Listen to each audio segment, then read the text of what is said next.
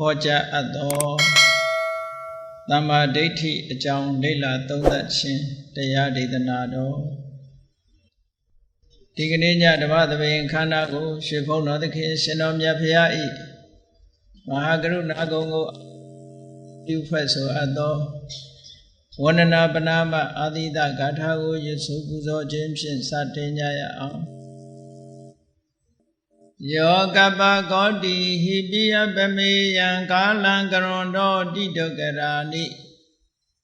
ခေရံကတောလောကဟိတယာနာထောနမောမဟာကာရုဏိကတတတ္တယောနာထောဝိနိယမြာစွာတတ္တဝါဤချမ်းသာစီးပွားလိုလားတောင်းတအကုန်ပေါင်းခါသဖြင့်နာထမြညာခြင်းရှင်တော်မြတ်ဖရာသည်ကပ္ပကောတိဟိပိဂရေကဘာအရေးအတွက်သင်္ချာတို့ဖြင့်တော်လဲအဘယ်မေယရေအတွက်တိုင်းတာဖော်ပြခြင်းကမစွမ်းနိုင်ပါသောကာလံလေးအသင်ချေသိမ့်နေကဘာရှိကြသောကာလပတ်လုံးလောကဣတယတတ္တလောကဤအကျိုးစီးပွားအလို့ငါအတိဒုက္ခရာနိယောစာတဲ့ချေလက်အင်္ဂါမေတ္တာကြီးမှသမိတာနှင့်တထာဇနီစွန်ခြင်းကြီးဟုကျတိထဘွယ်ငါးသွဲအစုအလွန်ခဲရင်တော်မူတော့ကိုကရွန်တော်ဖရာဖြစ်ရန်ဤတန်ကြိုးကုတ်အထုတ်တော်မူရသည်ဖြစ်၍ခေရလက်ချေမျက်လုံးအသက်ဆုံးရဲ့နှလုံးစိတ်ဝံကိုရောဤပင်မခြင်းတို့ကတောဘဝဒါနချိန်ခါများစွာရောက်တော်မူခဲ့ရရှာလေပြီမဟာကရုဏီကတတ္တဝါများယင်ဝဲသားကဲ့သို့တနာချစ်ခင်မဟာကရုဏာရှင်ဖြစ်တော်မူသောဒါသနာရတဝိနည်းများစွာတတ္တဝါဤချမ်းသာစီးပွားလိုလားတောင်းတအကုန်ပေါင်းခါသဖြင့်နာထမြညာထိုးရှင်တော်မြတ်ဖရာအားနမောယုတိပြောင်းပြော့မှန်ကိုလျော်၍ကရောယုကျိုးရှိခိုးခြင်းသည်အထုဘဝတုစင်စစ်မသွေဖြစ်ပါစေတည်း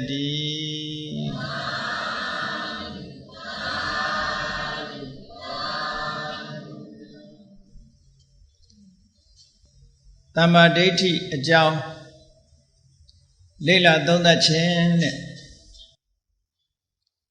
ဘုရားဘာသာဝင်သူတော်စင်တွေတိုင်းသမ္မာဒိဋ္ဌိဆိုတဲ့စကားလုံးကိုကြားဘူးနာဝရှိနေကြတယ်ဒီသမ္မာဒိဋ္ဌိနဲ့ပတ်သက်ပြီးတော့သက်ဆိုင်ရာ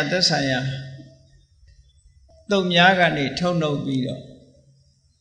သမ္မာဒိဋ္ဌိဆိုတာဘာကိုခေါ်တာလဲ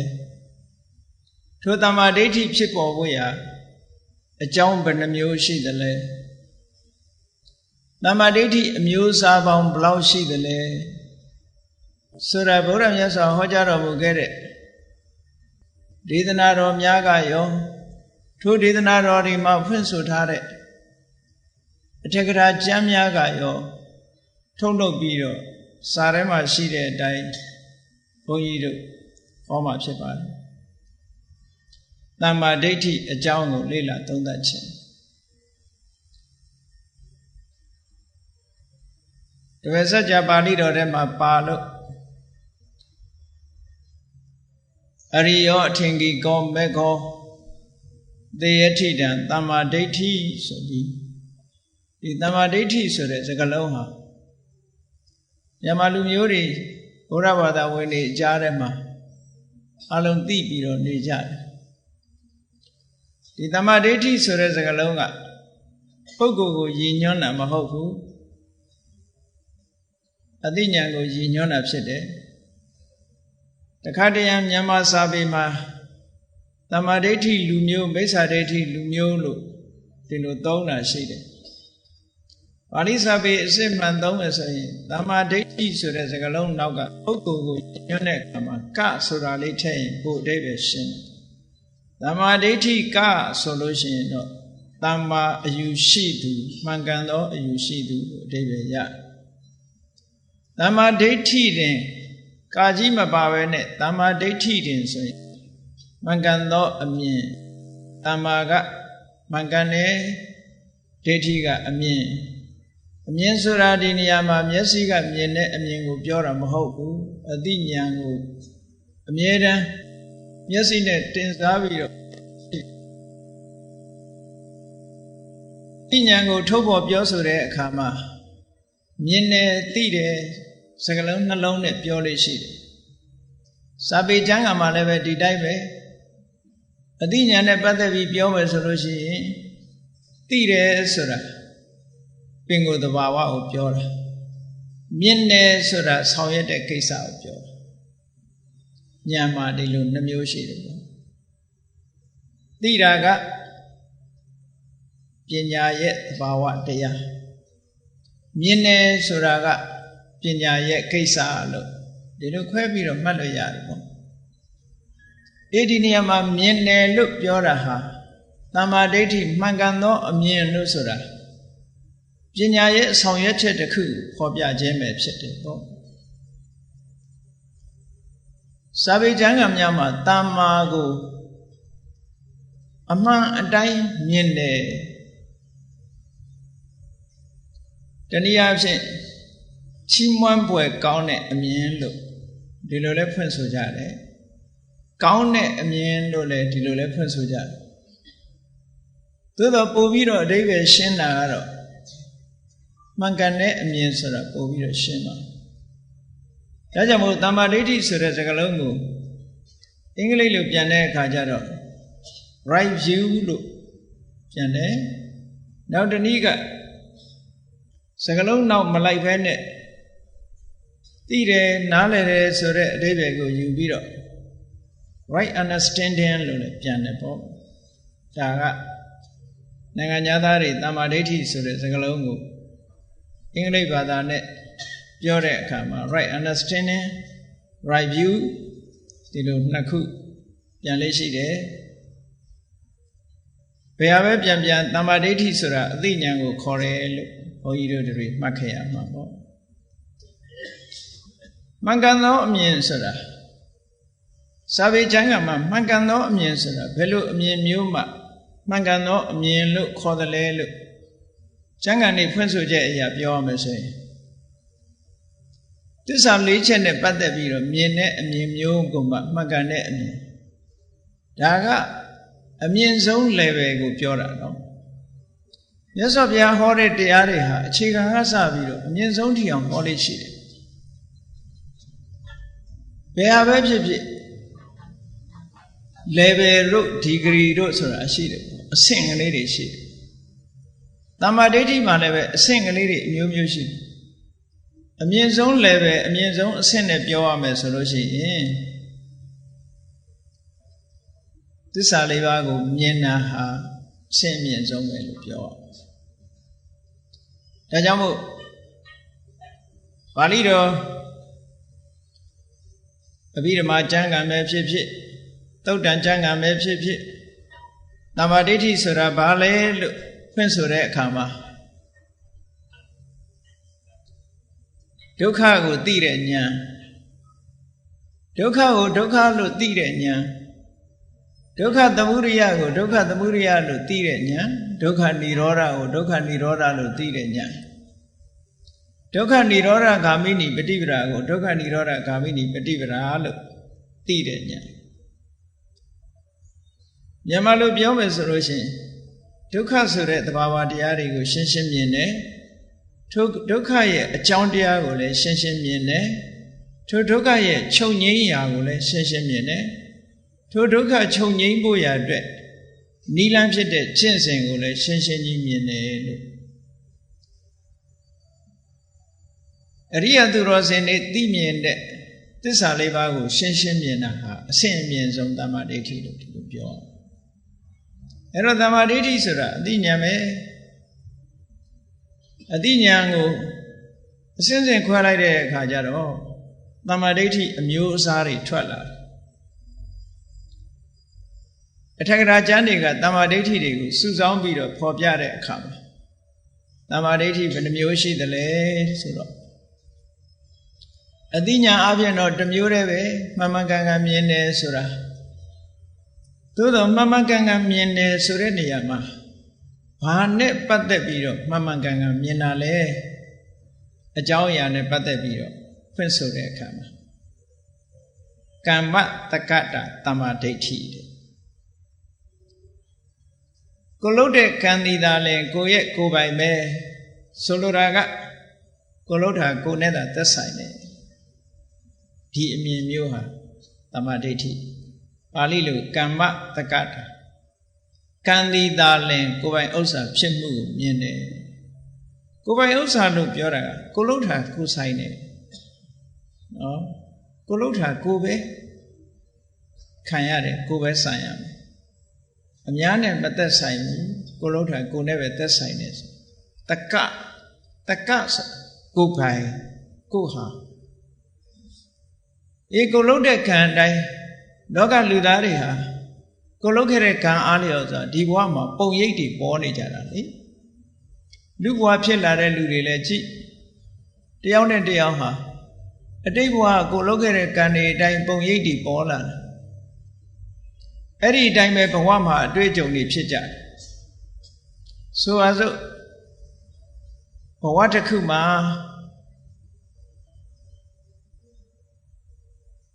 ဒေါသကြီးခဲ့တဲ့ပုဂ္ဂိုလ်တယောက်ကြည့်မယ်ဆိုရင်ဒီဘဝမှာသူ့မျက်နှာကငို၍ရည်၍မရသောမျက်နှာမျိုးဆိုတာ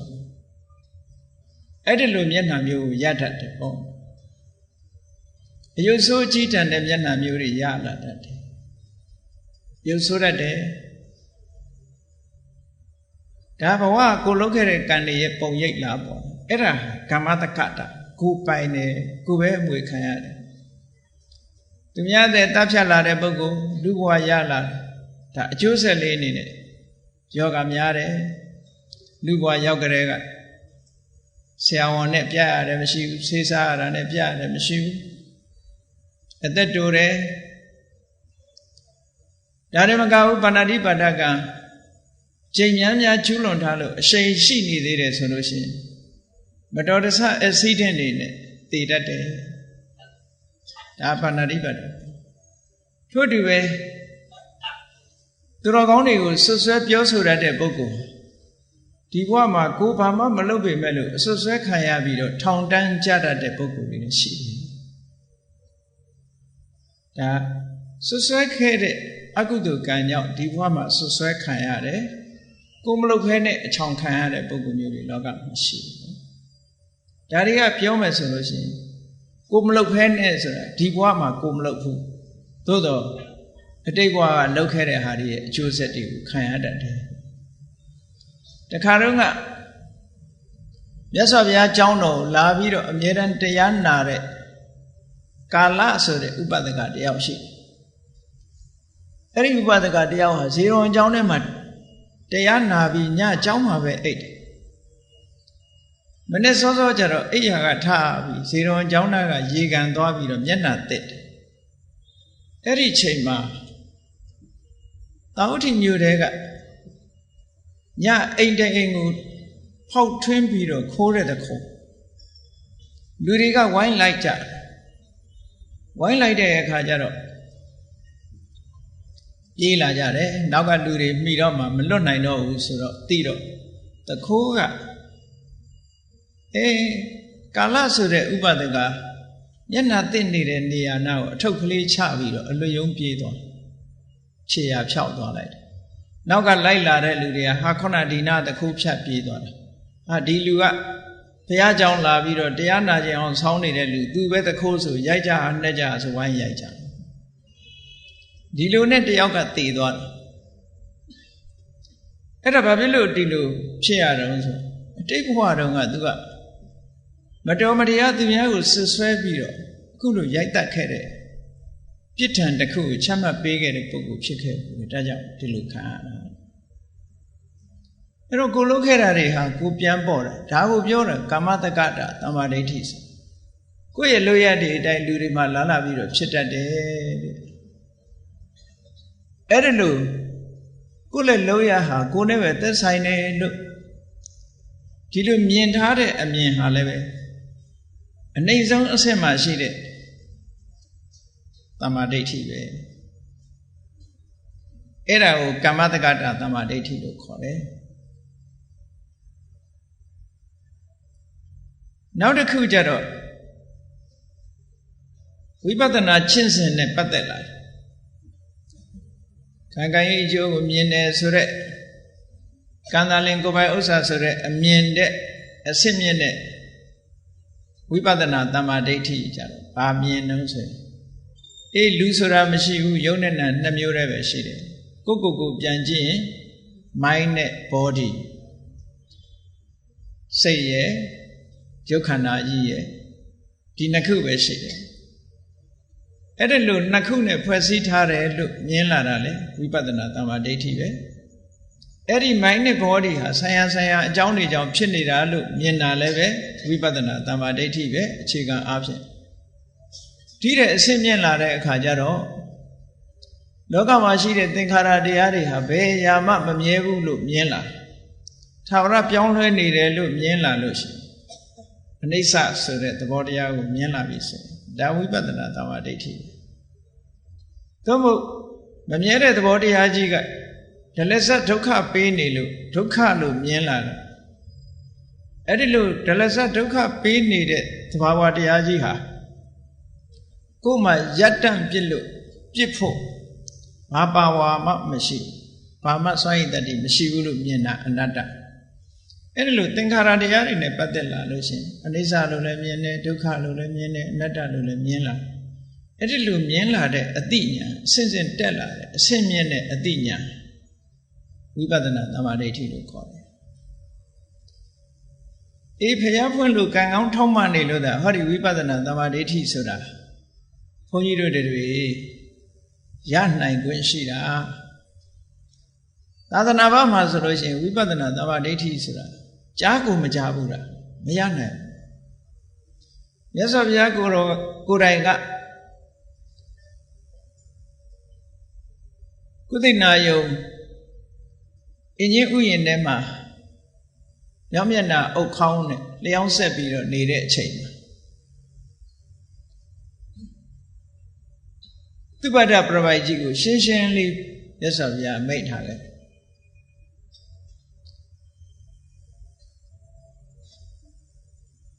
ငါရဲ့တသက်တာနှစ်ပေါင်း50နဲ့တစ်နှစ်မြတ်စွာဘုရားတက်တော်80နေတာနော်သို့တော်မြတ်စွာဘုရားအဲ့ဒီမှာ52နှစ်လို့ပြောတာပါတော့ဆိုတောထွက်ပြီးတော့တရားရှာ6နှစ်ဘုရားအဖြစ်နဲ့က45နှစ်6နှစ်နဲ့45ပေါင်းပြီးတော့52နှစ်ဟိုလူဘဝမှာငယ်စဉ်ကနေခဲ့တဲ့အတိုင်းအတာတွေကိုမထည့်ဘူးအဲ့ဒီ52နှစ်ဘာသာရေးကိုလေ့လာလိုက်စားပြီးတော့တရားထုတ်တဲ့အချိန်ထဲမှာတဲ့ဝိပဿနာဉာဏ်ကိုဟောပြောနိုင်တဲ့ပုဂ္ဂိုလ်ဝိပဿနာနည်းစနစ်ကိုပြနိုင်တဲ့ပုဂ္ဂိုလ်တဦးမှမရှိဘူးမြတ်စွာဘုရားဒီလိုပြောဝိပဿနာဉာဏ်နဲ့ပတ်သက်လို့မြတ်စွာဘုရားသာသနာမှာသာမြတ်စွာဘုရားပထမဆုံးအချိန်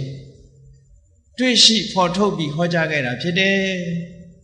ဘုရားနဲ့စင်ပြိုင်ထွန်းကားနေတဲ့အခြားဘာသာတွေမှာဝိပဿနာအကြောင်းဆိုတာ၄တန်၄တောင်မဟာနိုင်ဘူးဒီမိတ်ဆွေချက်ကိုကြည့်မယ်ဆိုရင်ဘုန်းကြီးတို့တွေဟာကာမတက္ကတာသမ္မာဒိဋ္ဌိလေးနဲ့တင်ရှင်းတတ်နေလို့မဖြစ်ဘူးဝိပဿနာသမ္မာဒိဋ္ဌိဆိုတာဖြစ်ဖို့လိုသေးတယ်ဝိပဿနာသမ္မာဒိဋ္ဌိဖြစ်တဲ့အခါမှာနော်အခိုင်အမာပဲဖြစ်စေသို့မဟုတ်တူတောင်းတဲ့အချိန်ပိုင်းလေးမှာပဲဖြစ်တာပဲဖြစ်စေအမြဲတမ်းတန်ဖို့ရှိပါကြည့်လေပုံနာဇနီးမောင်နှံ2ယောက်အလှလူတဲ့အခါမှာဘယ်တော့မှဆိုဥဖြားဖြားလှူတတ်လို့ဥဖြား5မျိုးနဲ့အကြောင်းပြုပြီးသူတို့ကိုပင်ဆက်ကတော့နာမည်ပေးထားတယ်ဒါကတော့ပိဋကတ်တော်မှတ်တမ်းတင်တဲ့ပုဂ္ဂိုလ်ကနာမည်ပေးတာသူတို့နာမည်ရင်းမဟုတ်ပါဘူးအဲ့ဒီပုံနာဇနီးမောင်နှံ2ယောက်ကိုသူတို့ကမေးခွန်းမေးတဲ့အခါမှာ ဘိက္ခုဆိုတာဘယ်လိုပုဂ္ဂိုလ်ခေါ်တာလဲလို့မေးတော့မြတ်စွာဘုရားကသူတို့ကိုဘာနဲ့ပြောရင်နားလည်မလဲဆိုတာကိုကြည့်လိုက်တော့အတိတ်ဘဝတုန်းကသူတို့ကနာမ်ဆိုတာရယ်ရုပ်ဆိုတာရယ်နာမရူပဆိုတဲ့စကားလုံးကိုသူတို့ကြားခဲ့ဘူးတယ်အဲ့ဒီကြားဘူးတဲ့စကားလုံးကိုထပ်ပြီးတော့အသုံးချလိုက်တယ်သဗ္ဗသောနာမရူပသမိယတနတ္ထိမမယိတအတ္တတာသနာသောစတိတဝေဘိက္ခုတိဟောစတိဆိုတဲ့ဒီစကားလေးအပိုက်ကလေး၄ခိုက်ပါတယ်ဂါထာလေးတစ်ပုဒ်ခေါ်တာသဗ္ဗသောနာမရူပသမိယတနတ္ထိမမယိတအေးနာနေယုတ်တိနဲ့ပတ်သက်ပြီးတော့လုံးဝကိုငါဟာလို့တွေ့တာမှုမရှိတဲ့ပုဂ္ဂိုလ်ပျက်စီးသွားရင်လည်းအတ္တတာသနာသောစတိပျက်စီးပြောက်ကွယ်သွားရင်လည်းလုံးဝမစိုးရိမ်တဲ့ပုဂ္ဂိုလ်ဆိုလိုတာနာယုံနဲ့ပတ်သက်ပြီးတွေ့တာမှုလုံးဝကင်းတဲ့ပုဂ္ဂိုလ်ပျက်စီးသွားရင်လည်းတွေ့တာမှုကင်းတဲ့အကြောင်းလုံးဝသောကမဖြစ်တဲ့ပုဂ္ဂိုလ်မျိုးကိုဒါလည်းဘိက္ခုလို့ခေါ်တယ်လို့ဟောတမင်မြတ်စွာဘုရားကနာမရူပဆိုတဲ့စကားလုံးလေးနဲ့သုံးဟောလိုက်တာအဲ့ဒါအမတ်တမဲ့ဟောတာမဟုတ်ဘူးဘုရားကအမတ်တမဲ့ဟောတာမျိုးဘယ်တော့မှမလုပ်ဘူးအတိတ်နဲ့ဆက်ပေးတာဆိုလိုတာကသူတို့ရဲ့ရင်ထဲနှလုံးထဲမှာ online ဖြစ်နေတာဒါပဲဆိုနာမရူပဆိုတဲ့စကားလုံး online ဖြစ်နေတယ်ကြားခဲ့ဘူးဒါကြောင့်မို့လို့ခုနကပြောတဲ့စကားဝိပဿနာသမ္မာဒိဋ္ဌိလေးဟာကိုယ်တဏ္ဍာမှာအချိန်တိုလေးပဲဖြစ်စေရှိတဲ့တယ်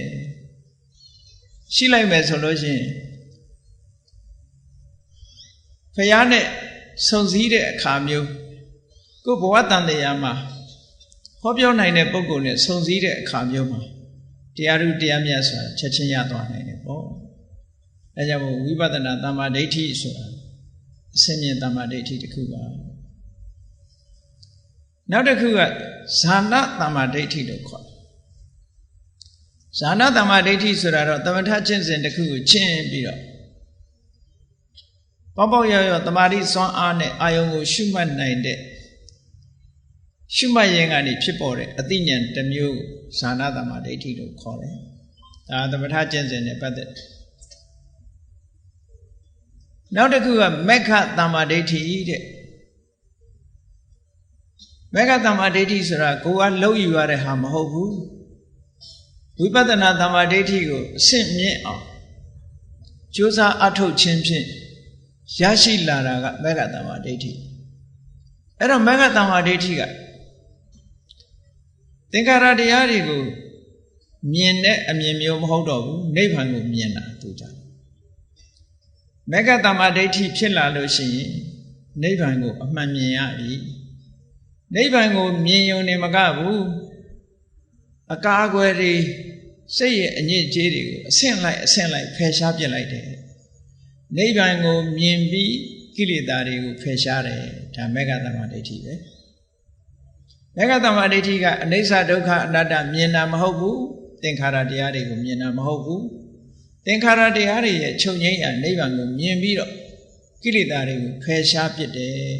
သူ့ရဲ့စွမ်းဆောင်ချက်ကဓမ္မကသမ္မာဒိဋ္ဌိဆိုတာကျင့်ရတဲ့အရာမဟုတ်ဘူးဝိပဿနာကိုကျင့်တဲ့အခါမှာမေဃသမ္မာဒိဋ္ဌိကဆိုက်ရောက်လာတာနိဗ္ဗာန်ကိုမြင်တဲ့အရာဟောနောက်တစ်ခုကဘာလို့ဆိုဖလသမ္မာဒိဋ္ဌိဖို့စိတ်နဲ့ရှင်တွဲလာတဲ့အသိဉာဏ်တစ်ခုမစိတ်ကနိဗ္ဗာန်ကိုမြင်ထားတယ်လို့ဖို့စိတ်ကထပ်မှန်ပြီးတော့မြင်တယ်ငြိမ့်သက်ပြီးသားကိလေသာတွေကိုထပ်မှန်ပြီးတော့ငြိမ့်အေးစေကိလေသာကုန်သွားတာကိုဘာဖြစ်လို့ဖို့စိတ်ကထပ်ပြီးတော့ငြိမ့်အောင်လုပ်တယ်လဲဆိုဒါစဉ်းစားလို့လွယ်လွယ်လေးကျမ်းဂန်တွေကဥပမာပေးထားဘုန်းကြီးတို့တွေမြည်ကြီးကလေးတစ်ခုကိုရေလေးလောင်းလိုက်လို့ရှိရင်မြည်ငြိမ့်သွားဘာကြံသေးတုံးဆိုအပူလေးတွေခြံနေသေးတယ်အဲ့ဒီအပူလေးတွေငြိမ့်ဖို့ရအတွက်နောက်ထပ်ရေထပ်လောင်းထို့တူပဲမက်ကနေပြီးတော့မီးနဲ့တူတဲ့ကိလေသာတွေကိုငြိမ့်လိုက်တယ်သို့တော့ကိလေသာတွေရဲ့အပူငွေလေးတွေခြံနေသေးတယ် အဲ့ဒါကိုဖို့စိတ်ကထငြိမ့်တာဒါကိုပြောတာပฏิပတ်တ္တိထပ်ပြီးတော့ငြိမ့်စေတယ်အဲ့ဒီအချိန်ကျတော့ခုနကမိလောင်ထားတဲ့မိသွေးခဲဟာလုံးဝအေးသွားပထမအချိန်ကတော့ပူးနေတော့မိတော့မရှိဘူးပူးနေသေးတယ်အဲ့တော့ဖို့စိတ်ရောက်သွားပြီဆိုလို့ရှိရင်ပူးနေတာတောင်မရှိတော့အေးသွားပြီလို့ဒီလိုပြောတယ်အဲ့တော့အလုံးပေါင်းလိုက်တဲ့အခါကျတော့ကာမတက္ကတာသမာဓိဋ္ဌိဝိပဿနာသမာဓိဋ္ဌိဇာနာသမာဓိဋ္ဌိမေဃသမာဓိဋ္ဌိဖလသမာဓိဋ္ဌိလို့ဒီလိုသမာဓိဋ္ဌိ5မျိုးဆိုပြီးတော့တချို့စာပေမှာ5မျိုးရေးတာရှိတယ်နော်တချို့ကျတော့လည်း4မျိုးပဲရေးတာလည်းရှိတယ်ထားပါတော့အမျိုးအစားဆိုတာအကြည့်လိုက်ခွဲတာပေါ့အဲ့ဒီ5မျိုးဆိုရင်တော်တော်လေးပြည့်စုံသွားတယ်ပေါ့ကောင်းပြီတမ္မာဒိဋ္ဌိဆိုတာဘုန်းကြီးတို့တွေမှတ်ရမှာအသိဉာဏ်ကိုခေါ်တယ်အသိဉာဏ်ဟာ level တွေ degree တွေရှိတယ်အသိဉာဏ်ဆိုတာမြင်တယ်အခြေခံအားဖြင့်ဘာကိုမြင်လဲကံတိတာလင်ငါပိုင်တဲ့အရာငါဟာငါနဲ့သက်ဆိုင်တာလို့ကိုလုပ်တဲ့ကံကိုနဲ့သာသက်ဆိုင်တယ်လို့မြင်တဲ့အမြင်အခြေခံအားဖြင့်မြင်တဲ့အမြင်တစ်ခုပဲသို့တော့အထက်ကဉာဏ်နေနဲ့စာလို့ရှိရင်အားပြော့တယ်သူဖယ်ရှားပြနိုင်တာကကံကံရဲ့အကျိုးကိုညှင်းပယ်တဲ့မိစ္ဆာဒိဋ္ဌိဆိုတာတော့ပဲသူဖယ်ရှားနိုင်တယ်ပေါ့ကဲသူတဲ့အဆင့်မြင်တာကြတော့ဝိပဿနာသမာဓိဋ္ဌိသင်္ခါရတရားတွေနဲ့ပတ်သက်ပြီးတော့တတ္တဝါဆိုတဲ့အမြင်လေးကရှိနေသေးတယ်ယုံနဲ့နာနှမျိုးသာဆိုတဲ့အမြင်မရှိဘူးတတ္တဝါဆိုတဲ့အမြင်ရှိနေတယ်အဲ့ဒီအမြင်ကိုဖယ်ရှားပြလိုက်ပြီးတော့ယုံနဲ့နာနှမျိုးသာမြင်တယ်ဆိုဝိပဿနာယုံနဲ့နာနှမျိုးတွေမြင်ုံမကဘူးထိုယုံနာဆိုတဲ့သင်္ခါရတရားတွေဟာမမြဲဘူးအနိစ္စဆင်းရဲတဲ့ဒုက္ခကိုမပိုင်ဘူးအနတ္တဒီသဘောတွေကမြင်လာမြင်မှုတွေကအဆင့်တက်လာဇာနာသမာဓိဋ္ဌိဆိုတာကြတော့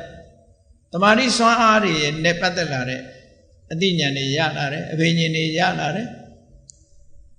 ထူးခြားတဲ့အမြင်တွေရလာတယ်ဝိပဿနာသမာဓိဋ္ဌိကနေရင့်တန်လာလို့ရသွားတဲ့ဟာမေဃသမာဓိဋ္ဌိမေဃသမာဓိဋ္ဌိကြတော့ဒုက္ခនិရောဓလို့ခေါ်တဲ့ဒုက္ခအလုံးချုပ်ရဖြစ်တဲ့နိဗ္ဗာန်မြင်ပြီဘုန်းကြီးတို့တွေကအခုချိန်မှာမှန်းဆပြီးတော့နိဗ္ဗာန်ကိုပြောနေကြတာနိဗ္ဗာန်ကိုမမြင်သေးဘူးနိဗ္ဗာန်ကိုမြင်နိုင်တာကကိုယ်တဏ္ဍာမှာမျက်စိပေါ်မှာမြင်တာနော်အဲ့ဒီကြရင်တော့ကိုယ်တွေ့မြင်ရပြီလို့ပြောအခုချိန်မှာမှန်းဆပြီးတော့ပြောနေကြတာဟောထားတဲ့တရားနာ၍ဖြစ်စေသူတော်ကောင်းတွေပြောထားတဲ့စကားကြား၍ဖြစ်စေနိဗ္ဗာန်ဆိုတာဒီလို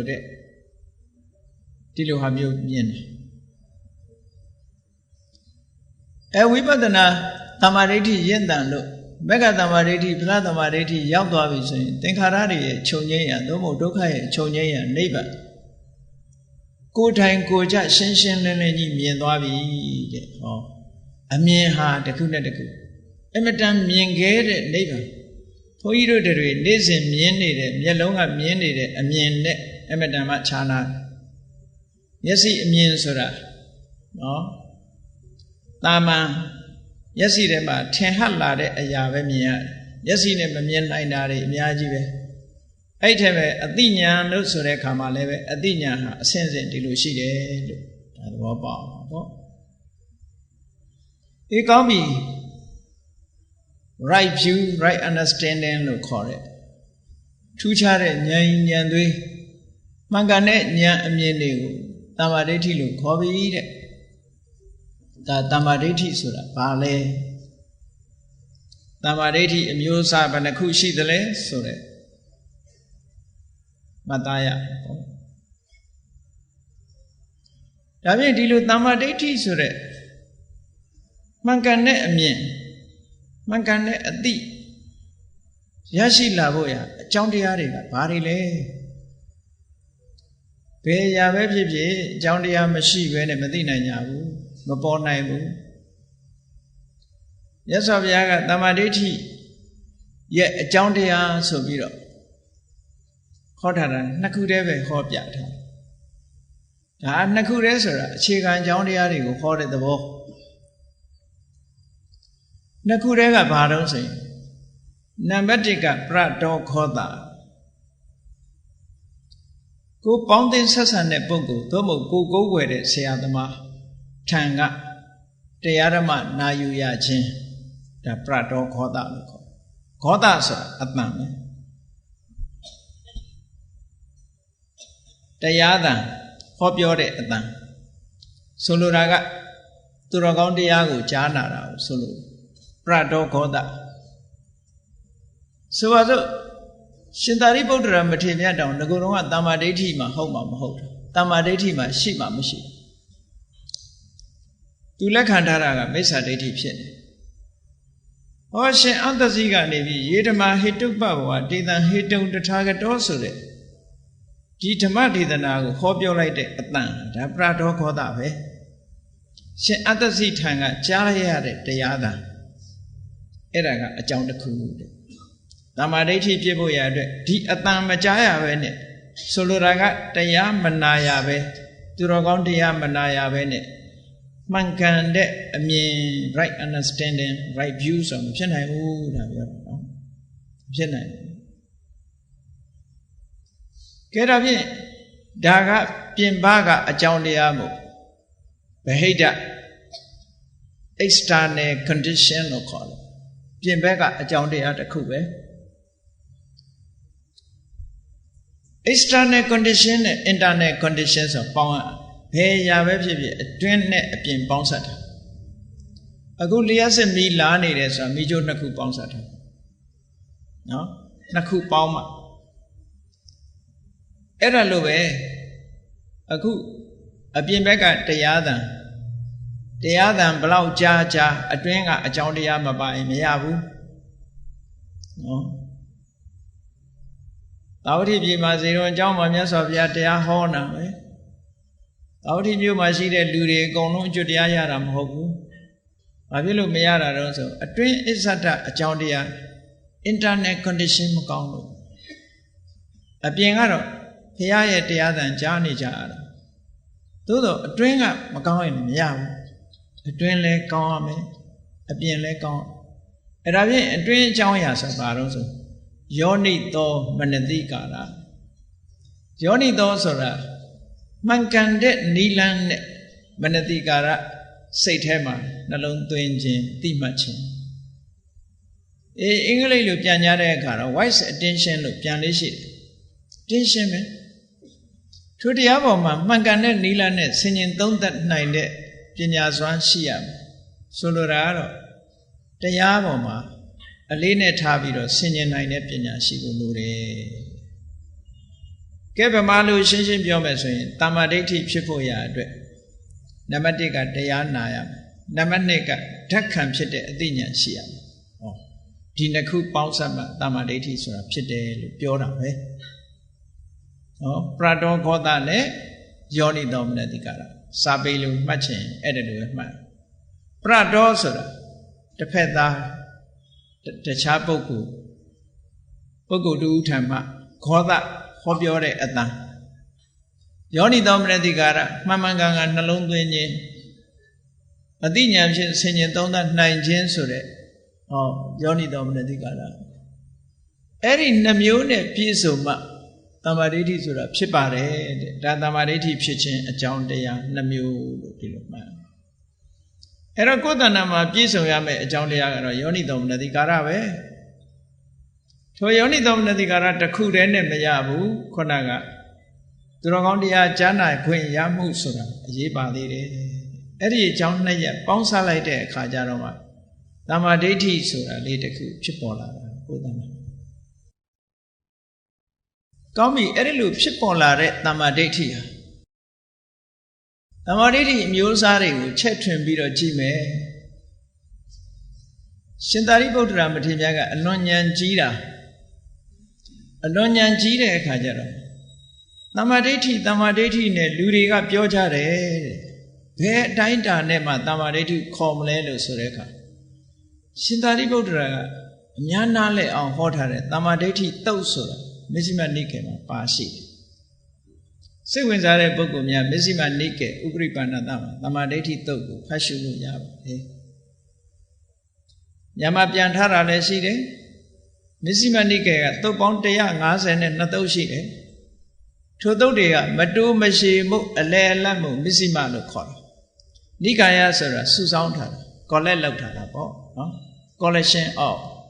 the middle discourse လို့ပြောတာပြန် collection of middle discourse middle discourse အရှိကြီးလည်းမဟုတ်ဘူးအတူကြီးလည်းမဟုတ်ဘူးသိရှိတဲ့တုတ်တွေကြတော့ဒီကနိကာယလို့ခေါ်တယ်ဒီကနိကာယကြတော့ရှည်လျားတဲ့တုတ်တန်သူက34တုတ်ရှိတယ်ဒီကနေ့မြန်မာနိုင်ငံမှာဒီတုတ်တွေကဖတ်ရှုလို့နားလည်နိုင်တဲ့အနေအထားရှိပါတယ်။နောက်မစ္စည်းမနိကေလို့ဆိုတာကခုနအလယ်အလတ်အရှိကြီးမဟုတ်အတူလည်းမဟုတ်တဲ့သုတ်ပေါင်း152သုတ်အဲ့ဒီမှာတမ္မာဒိဋ္ဌိသုတ်ဆိုတာရှင်သာရိပုတ္တရာကယဟန်တွေကိုရှင်းလင်းဟောကြားခဲ့တန်ခါပရိသတ်မှာယဟန်တွေကိုရှင်းလင်းဟောကြားခဲ့တဲ့သုတ်တံတစ်ခုရှိအဲ့ဒီသုတ်ကိုတို့ချုပ်ပြီးတော့ပြောကြရရှင်သာရိပုတ္တရာကပြောတယ်အေးလူတွေပြောကြတယ်တဲ့တမ္မာဒိဋ္ဌိနဲ့သူပြောကိုပြောနေကြတယ်ဘလောက်အတိုင်းအတာနဲ့မှတမ္မာဒိဋ္ဌိဖြစ်တယ်လေတမ္မာဒိဋ္ဌိဖြစ်ဖို့ရအတိုင်းအတာဘလောက်ရှိတယ်လဲဆိုပြီးပြောတဲ့အခါရှင်သာရိပုတ္တရာမထေရမြတ်ကရှင်းလင်းပြီးတော့ဖြေပေးတယ်အကုသိုလ်ကိုအကုသိုလ်လို့သိတာအကုသိုလ်ရဲ့အခြေခံတရားကိုအကုသိုလ်ရဲ့အခြေခံတရားလို့သိတာကုသိုလ်ကိုကုသိုလ်လို့သိတယ်ကုသိုလ်ရဲ့အခြေခံမူလတရားကိုကုသိုလ်ရဲ့အခြေခံမူလတရားလို့သိတာအဲ့ဒါလို့သိခြင်းဟာတမ္မာဒိဋ္ဌိပါပဲဒါသိအခြေခံကြတဲ့တရားတစ်ခုပဲဗမာလိုပြောမယ်ဆိုလို့ရှိရင်အကောင်းနဲ့အဆိုးခွဲခြားသိတာပေါ့ကုသိုလ်အကုသိုလ်သိတယ်အပြစ်ရှိတယ်အပြစ်မရှိဘူးသိတယ်ဆိုတာဒါအမတန်မှအရေးကြီးတဲ့ဟာတစ်ခုပဲကုသိုလ်အကုသိုလ်သိတယ်ဆိုတာအပြစ်ရှိတဲ့တရားနဲ့အပြစ်မရှိတဲ့တရားကိုသိတာအကောင်းနဲ့အဆိုးကိုသိတာအဲ့ဒီအကောင်းတွေရဲ့အကြောင်းတရားကအခြေခံကဘာလဲအဆိုးတွေရဲ့အခြေခံကဘာလဲလို့သိတာအဲ့ဒီမှာလည်းပဲရှင်းရှင်းလေးရဲ့တမ္မာဒိဋ္ဌိဖြစ်ဖို့ရာအတွက်တဲ့အကုသိုလ်ကိုအကုသိုလ်လို့သိရမယ်အကုသိုလ်ရဲ့အကြောင်းတရားတွေကိုအကုသိုလ်ရဲ့အကြောင်းတရားလို့သိရမယ်တဲ့ဒါဖြင့်အကုသိုလ်ဆိုတာဘာတွေလဲလို့ဆိုဒုစရိုက်10ပါးကိုပြောတာဒါအများသိနေတဲ့ဒုစရိုက်10ပါးအေးအကုသိုလ်ဆိုတာတခြားမဟုတ်ဘူးတဲ့သူများတဲ့တတ်တာအကုသိုလ်ပေါ့သူများဥစ္စာခိုးတာသူတော်ဘာသာမယာထုလွန်ပြောပြမှားတာဟောကြည့်လိန်လေပြောတာတူနဲ့တူမတက်အောင်ဂုံးတိုက်တာဆဲတာဆိုတာအကျိုးမရှိတဲ့စကားတွေကိုပြောတာသူများပစ္စည်းကိုကို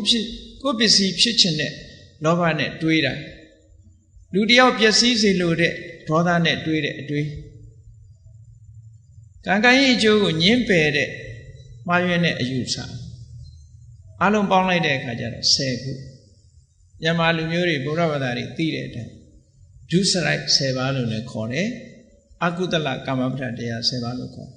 အေးအကုသိုလ်ဆိုတာအဲ့ဒါတွေကိုခေါ်တာအကုသိုလ်ရဲ့မူလအကြောင်းရင်းဆိုတာဘာတော့အေးအကုသိုလ်ရဲ့အကြောင်းတရားဆိုတာတခြားမဟုတ်ဘူးတဲ့လောဘဒေါသမောဟဒါအကုသိုလ်ရဲ့အကြောင်းတရားအကုသလမူလပဲလောဘဒေါသမောဟရှိနေသမျှခုနကဘာနာတိပါဒစသည်ဖြစ်နေဥမှာပဲဘာနာတိပါဒဖြစ်တာကိုကဘာကြောင့်ဖြစ်တာတော့ဆိုဘာနာတိပါဒဟာဒေါသအခြေခံဖြစ်တာသူများတဲ့ကိုတတ်တယ်ဆိုတာကြည့်လေလူသားမှုကျူးလွန်တယ်ဆိုတာစိတ်ဆိုးမှန်ဆိုးဖြစ်ပြီးတော့တတ်တာပဲလေသွေးနဲ့တတ်တာမရှိဘူးလားလို့ဆိုသွေးနဲ့တတ်တဲ့လူကလည်းရံညိုးရှိလို့တတ်တာပဲဟောတတ်မှုကိစ္စမှန်သမျှဒေါသအခြေခံတယ်အဲကြောင့်မို့ အဘိဓမ္မာထသင်္ဃာအကျမ်းမှာဒေါသမူလေနဇာယန္တိဒေါသကြောင့်ဖြစ်တာအဒိဏဒါနကြတော့ဘာအခြေခံတာတုံးဆိုလောဘပေါ့လိုချင်လို့ခိုးတာလောဘအခြေခံတယ်ပေါ့ဒီလိုဆိုလို့တယ်အဲ့ဒါလို့လောဘရှိနေမယ်ဒေါသရှိနေမယ်မောဟရှိနေမယ်ဆိုလို့ရှိရင်အကုသိုလ်တွေဖြစ်တာမို့အဲ့ဒီလောဘဒေါသမောဟဆိုတာတွေကိုအကုသလမူလအဲ့ဒီအကုသလမူလကိုပဲနာမည်တစ်မျိုးနဲ့24ပစ္စည်းမှာဟေတုပစ္စယောဟေတုလို့ခေါ်တယ်ဟေတုဆိုတာသစ်ပင်ကြီးတစ်ပင်မှာရေတောင်းမြင့်ခိုင်မာနေလို့ရှိရင်ထိုသစ်ပင်ရဲ့အကိုင်းတွေအခက်တွေအရွက်တွေအပွင့်တွေအသီးတွေစီပင်နေတယ်လို့ပဲအကုသိုလ်မှုတွေဟာလောဘရှိနေမယ်ဒေါသရှိနေမယ်မောဟရှိနေမယ်ဆိုရင်ဒီအမြစ်တွေချောင်းမို့လို့အကုသိုလ်တရားဆက်လက်ရှင်သန်နေတယ်လို့ဒီလိုပြောတာဒါဟိတုပစ္စည်းရဲ့အဓိပ္ပာယ်အဲ့လိုဆိုလို့ဟေတုဆိုတဲ့နာမည်နဲ့သုံးတယ်တခါတည်းအဲ့ဒီဟေတုကိုပဲမူလဆိုတဲ့နာမည်နဲ့သုံးတယ်မူလဆိုတာအမြစ်ပဲလေတိုက်ရအမြစ်ကိုခေါ်တယ်အကုသိုလ်ရဲ့အမြစ်တွေအဲ့ဒီအမြင့်ရှိနေလို့ရှိရင်ခုနကအကိုင်းအခက်နဲ့တူတဲ့တတ်မှုဖြတ်မှုလူရမှုဆိုတဲ့ဒုစရိုက်တွေအကုန်ရှင်သန်ထွန်းကားနေမှာဒါကြောင့်မလို့ဗုဒ္ဓတရားတော်ကိုသိကြတဲ့ပုဂ္ဂိုလ်တွေကကမ္ဘာငြိမ်းချမ်းရေးကိုကြိုးစားနေတဲ့ပုဂ္ဂိုလ်တွေလက်နဲ့ကြီးတွေကိုင်းနေပြီးတော့ငြိမ်းချမ်းရေးကြိုးစားနေတယ်ဘယ်လိုမှဖြစ်နိုင်ဘူးကမ္ဘာငြိမ်းချမ်းရေးရကြလို့ရှိရင်လူတွေတဏ္ဍာမှာရှိတဲ့လောဘတွေဒေါသတွေမောဟတွေကိုဖယ်ရှားအောင်သို့မဟုတ်ငြိမ်ဝတ်သွားအောင်လုပ်နိုင်တဲ့အကျင့်ကမှသာလေကမ္ဘာငြိမ်းချမ်းရေးကိုပေးနိုင်တယ်လို့သူတို့ပြောတယ်နော်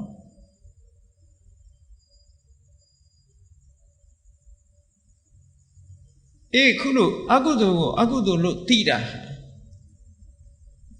သမာဓိဋ္ဌိပဲတဲ့ရှင်သာရိပုတ္တရာတခါကုသိုလ်ကိုကုသိုလ်လို့သိတာလည်းပဲသမာဓိဋ္ဌိပဲတဲ့ဒါဖြင့်ကုသိုလ်ဆိုတာဘာတွေလဲလို့မေးလို့ရှိရင်ရှေ့ရှေ့ဝေးဝေးမတွေးနဲ့သူများအသက်တတ်တာကရှောင်တယ်သူများဥစ္စာခိုးခြင်းမှရှောင်တယ်သူတစ်ပါးသားမယားပြစ်မှားခြင်းမှရှောင်တယ်ဟောလိမ့်မပြောဘူးမှန်တာပဲပြောတယ်ဂုံးမတိုက်ဘူးတယောက်နဲ့တယောက်ညီညွတ်အောင်လုပ်ပေးတယ်မဆဲဘူးချိုသာတဲ့စကားကျင်နာတဲ့စကားမျိုးပဲပြောတယ်အကျိုးမဲ့စကားတွေနဲ့အချိန်မဖြုံးဘူးကောင်းကျိုးချမ်းသာကိုဖြစ်ပေါ်စေတဲ့စကားမျိုးတွေပဲပြောတယ်သူများပစ္စည်းကိုရလုံမှုနဲ့ဘယ်တော့မှ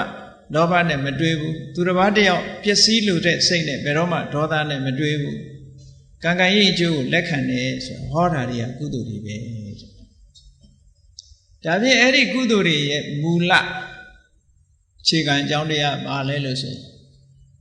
ခုနကလောဘကိုဖယ်ရှားပြစ်နိုင်တဲ့အလောဘဒေါသကိုဖယ်ရှားပြစ်နိုင်တဲ့အဒေါသမောဟကိုဖယ်ရှားပြစ်နိုင်တဲ့အမောဟအလောဘအဒေါသအမောဟဆိုတဲ့ဒီတဘာဝတရားတွေဟာကုသိုလ်ရဲ့အမြစ်ပဲဒီတဘာဝတရားတွေမိမိတဏ္ဍာမှာရှင်သန်နေသေးတဲ့မြတ်ကုသိုလ်တရားတွေရှင်သန်နေမှာပဲဟိတုပစ္စယောကုသိုလ်ဘက်ကဒါကြောင့်မို့လို့စာပေမှာဟိတ်6ပါဟိတ်6ပါဆိုဟိတ်ဆိုတော့လူတွေကနားလည်ခြင်းမှလဲမှာပေါ့စကားအသုံးလုံးကစာပေအသုံးလုံးဖြစ်နေအဲ့တော့ဟေတုဆိုတာအင်္ဂလိပ်လိုပြန်လို့ရှိရင်45ပဲ45လောက်တယ်ဆိုခိုင်မာအောင်လုပ်နိုင်တဲ့စွမ်းရည်တတ်တည်ရှိတယ်လောဘဒေါသအကုသိုလ်တွေခိုင်အောင်လုပ်တယ်အလောဘအဒေါသအမောဟကုသိုလ်တွေခိုင်အောင်လုပ်တယ်ဟောဒီသဘောကိုပြောတာဒီကောင်းပြီရှင်သာရိပုတ္တရာမထေရမြတ်ကအခြေခံအပြင်လောဘဒေါသမောဟအလောဘဒေါသအမောဟအခြေခံပြီးတော့ဖြစ်လာတဲ့ကုသိုလ်အကုသိုလ်ကုသိုလ်ရဲ့အကြောင်းတရားအကုသိုလ်ရဲ့အကြောင်းတရားဒါသိရင်ပဲတမ္မာဒိဋ္ဌိဆိုတာခေါ်နိုင်ပါလေဒါတမ္မာဒိဋ္ဌိပါပဲအဲ့ဒီကနေတဆင့်တက်ပြီးတော့အကုသိုလ်ဆိုရင်ဖယ်ရှားရတယ်ကုသိုလ်ဆိုရင်တိုးပေါအောင်လုပ်ရမယ်ဟောအတိတွေကကုသိုလ်အကုသိုလ်သိပြီးတဲ့နောက်မှာဘာလုပ်ရမလဲဆိုအကုသိုလ်ဆိုတာပါဟတ္တပမိမိတဏ္ဍာမှာမဖြစ်စေရဘူးဖယ်ရှားရမယ်ကုသိုလ်ဆိုတာဘာဝေတ္တပကိုယ်တဏ္ဍာမှာဖြစ်စေရမယ်တိုးပေါအောင်လုပ်ရမယ်ဟောလုပ်ငန်းသဘောပါလာအဲ့ဒါလို့သိလို့ရှိရင်တမ္မာဒိဋ္ဌိလို့ဒီလိုခေါ်တယ် ဒါနဲ့မကဘူးရှင်သာရိပုတ္တရာအဲ့ထဲမှာသစ္စာလေးပါးကိုသိတာလဲတမ္မာဒိဋ္ဌိတဲ့နောက်တစ်ခါပရိစ္ဆသမုပ္ပါကြီးတစ်ခုလုံးကိုထည့်သွင်းပြီးတော့ဟောတော်လိုက်သေးတယ်တမ္မာဒိဋ္ဌိကိုရှင်းပြဖို့ပရိစ္ဆသမုပ္ပါကိုထည့်သွင်းသွားဘယ်လိုထည့်သွင်းသွားတော့ဆိုကိုရမယ်နာရမယ်ဆိုတာသိတာလဲတမ္မာဒိဋ္ဌိပဲတဲ့စရာမရဏအိုခြင်းတရားသိခြင်းတရားကိုသိတာတမ္မာဒိဋ္ဌိအဲ့ဒီအိုခြင်းတရားသိခြင်းတရားဟာဘာကြောင့်ဖြစ်တာတုံးဆိုရင်ဇာတိသမှုရယစရာမရဏသို့မဟုတ်ဇာတိပစ္စေစရာမရဏဇာတိဟာအကြောင်းတရားပဲစရာမရဏကိုသိတယ်စရာမရဏရဲ့အကြောင်းတရားဖြစ်တဲ့ဇာတိကိုသိတယ်ဒါဖြင့်အဲ့ဒီစရာမရဏရဲ့ချုပ်ငြိမ်းရာဖြစ်တဲ့နိဗ္ဗာန်ကိုလည်းသိတယ်ထိုစရာမရဏချုပ်ငြိမ်းရာဖြစ်တဲ့နိဗ္ဗာန်သို့ရောက်ကြောင်းအကျင့်ကဘာလဲတမ္မာဒိဋ္ဌိစတဲ့မဂ္ဂင်၈ပါးအကျင့်တရားပဲလို့ဒီလိုသိတယ်ဟောပရိစ္ဆသမုပ္ပါကိုနောက်ကြောင်းပြန်ပြီးတော့ရှင်သာရိပုတ္တရာကတမ္မာဒိဋ္ဌိကို၄မျိုးခွဲပြီးတော့သစ္စာ၄ပါးရဲ့ပုံစံနဲ့ရိုက်ပြီးတော့ဟောသွားတယ်သစ္စာ၄ပါးပုံစံနဲ့အကွက်ထည့်ပြီးတော့ဟောသွားတယ်ဇာတိကိုသိတယ်ဇာတိရဲ့အကြောင်းတရားကဘာလဲဘဝပစ္စယဇာတိဇာတိရဲ့အကြောင်းတရားကိုလည်းသိတယ်ဇာတိရဲ့ချုပ်ငြိမ်းရာနိဗ္ဗာန်ကိုသိတယ်ထိုချုပ်ငြိမ်းရာဖြစ်တဲ့နိဗ္ဗာန်သို့ရောက်ကြောင်းအကျင့်ဆိုတာမဂ္ဂင်၈ပါးပဲဒါကိုလည်းသိတယ်ဆိုပြီးတော့ပရိစ္ဆသမုပ္ပါကိုနောက်ဆုတ်ပြီးတော့ပြောသွားတာနောက်ဆုံးဘယ်ထိရောက်သွားတော့လို့ဆိုတဲ့အခါအဝိဇ္ဇာထိအောင်ရောက်သွားဝိဇ္ဇာထိအောင်ရှင်းသွားဒါဖြင့်အဝိဇ္ဇာပြီးတော့ရပ်သွားလားလို့ဆိုမရပ်သေးဘူးအဝိဇ္ဇာကြောင့်ဘာတွေဖြစ်တုံဆိုအာတဝဆိုပြီးတော့တခါလာပြန်တယ်အာတဝကာမတဝဘဝတဝဒိဋ္ဌတဝအာတဝဆိုတာမပြတ်စည်းဝင်နေတဲ့သဘောပဲဘုန်းကြီးတို့တဏ္ဍာမှာသို့မဟုတ်တတ္တဝါတွေတဲ့တဏ္ဍာမှာမပြတ်စည်းဆင်းပြီးတော့စည်းဝင်နေတာဟာဘာလဲလို့ဆိုရင်လောဘဟာမပြတ်စည်းဝင်နေတာပဲမှားရတဲ့အယူဝါဒတွေဟာလည်းမပြတ်စည်းဝင်နေတဲ့သဘောပဲဒီကမ္ဘာလုံးအပြန့်အနှံ့လူပြည်တွေမကဘူးနတ်ပြည်ဗြဟ္မပြည်ထိအောင်စည်းဝင်နေတယ်အဝိဇ္ဇာဆိုတဲ့သဘောတရားတွေကလည်းစည်းဝင်နေတယ်ကာမတဝတဲ့ဘဝတဝတဲ့ဒိဋ္ဌတဝတဲ့အဝိဇ္ဇာတဝအာတဝတရား၄ပါးလို့ခေါ်တယ်အဲ့ဒီအာတဝတရား၄ပါးကိုတရားကိုကောက်လိုက်ရင်ကာမတဝနဲ့ဘဝတဝဆိုတာလောဘကိုပြောတာဒိဋ္ဌတဝဆိုတာဒိဋ္ဌိကိုပြောတာအဝိဇ္ဇာတဝကမောဟကိုပြောတာစွမ်းအားထက်ပြီးတော့တတ္တဝါတွေရှိသမျှဘုံဌာနတွေအမြဲမပြတ်စည်းဝင်နေတဲ့သဘောတရားတွေသို့မဟုတ်တန်တရားထဲမှာအလွန်ကိုကြာညောင်းခဲ့တဲ့အချင်းပေါက်နေတဲ့သဘောတရားတွေလို့ဒီလိုဆိုလိုတာပဲအဲ့ဒီအာတဝတွေကိုလည်းသိတယ်အာတဝရဲ့အကြောင်းတရားကိုလည်းသိတယ်အာတဝချုပ်ရာနိဗ္ဗာန်ဆိုတာကိုလည်းသိတယ်အာတဝချုပ်ရာရောက်ကြောင်းမဂ္ဂင်၈ပါးအကျင့်တရားဆိုတာကိုလည်းသိတယ်လို့ဆိုတဲ့ဒီအသိဟာတမ္မာဒိဋ္ဌိပါပဲလို့အဲ့ဒီမဇ္ဈိမနိကေမှာလာတဲ့တမ္မာဒိဋ္ဌိတုတ်မှာရှင်သာရိပုတ္တရာမထေရကဒီလိုရှင်းပြီးတော့ဟောထားအဲ့တော့ရှင်သာရိပုတ္တရာရဲ့နိနာနေတရားကိုယူပြီးတော့အကျယ်ချက်ကြည့်မယ်ဆိုလို့ရှိရင်ဘုရားတရားတော်နဲ့ပတ်သက်ပြီးတော့ကြည့်စရာတွေအများကြီးပဲပေါ့အလုံးသိသိသိလိုက်တာတွေကိုသိတာအဲ့ဒါတမ္မာဒိဋ္ဌိပဲလို့ဒီလိုဟောလို့ရင်ဖြစ်တယ်ပေါ့ဒါဖြင့်ကောင်းပြီဘုန်းကြီးတို့တွေရဲ့တဏ္ဍာမှာပရတောခောတလို့ဆိုတဲ့တရားနာရတာရဲ့ယောနိသောမနတိကာရဆိုတဲ့အသိဉာဏ်နဲ့စဉ်းစားနိုင်တာရဲ့ဒီနှစ်ခုကြောင့်တမ္မာဒိဋ္ဌိဆိုတဲ့အပင်ကလေးတစ်ခုပြိုးမိပြီကိုယ့်ရဲ့ရင်ထဲနှလုံးထဲမှာရောက်လာပြီဆိုလို့ရှိရင်ရှင်သန်ထွားကြိုင်းအောင်မလုပ်ရမလဲဘုန်းကြီးတို့တွေသစ်ပင်လေးတစ်ပင်စိုက်တယ်သစ်ပင်လေးတစ်ပင်စိုက်တဲ့အခါမလုပ်ရမလဲကြည့်မယ်ဆိုလို့ရှိရင်မြေတော်မြောက်ပေးရတယ်